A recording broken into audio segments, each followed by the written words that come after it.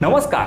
केंद्रातील नरेंद्र मोदी सरकारने मराठी भाषेला अभिजात दर्जा दिला आहे। प्रत्येक मराठी माणसासाठी ही आनंददायी बातमी तर आहे, पण त्यामुळे गेल्या अनेक वर्षाची मागणी पूर्ण झाल्यामुळे उत्साह देणारी देखील आहे। मराठी भाषेला अभिजात दर्जा मिळावा म्हणून मराठी माणसांनी जो लढा उभा केला त्याला प्रथम सलाम करूया। मागणी करायची, लढा उभा करायचा आणि त्याचा पाठपुरावा करायचा हे अत्यंत चिकाटीचे काम महाराष्ट्रातील अनेक जणांनी लिलया पार पाडलं आणि त्याला शेवटी यश देखील आलं। मराठी भाषेला अभिजात दर्जा द्यावा ही मागणी करणं योग्य असलं तरी सोपं आहे, पण एखाद्या भाषेला अभिजात भाषेचा दर्जा प्राप्त होतो म्हणजे काय हे समजून घेण्याची वेळ आता खरोखर आली आहे। यावरच आपण थोडक्यात माहिती जाणून घेऊया।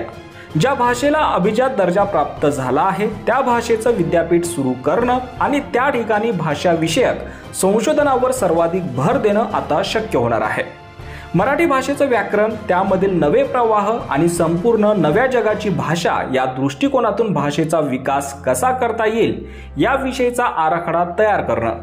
मराठी भाषेला अभिजात भाषेचा दर्जा दिल्यामुळे अनुवादाची क्षेत्र विस्तीर्ण होणार आहे। त्यामध्ये मराठीमधील सर्वोत्तम अशा 100 ग्रंथांचे अन्य 14 भारतीय भाषांमध्ये भाषांतर करून घेणे आवश्यक ठरणार आहे।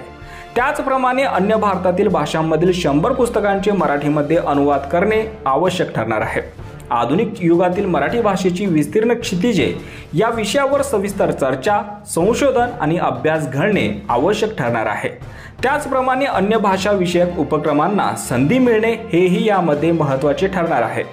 मंडळी, लाभले आम्हास भाग्य बोलतो मराठी हे इतके दिवस आपण बोलत होतो आणि स्वतःला भाग्यवान समजत होतो, पण आता खरोखर हे भाग्य आपल्याला घराघरात पोहोचले आहे।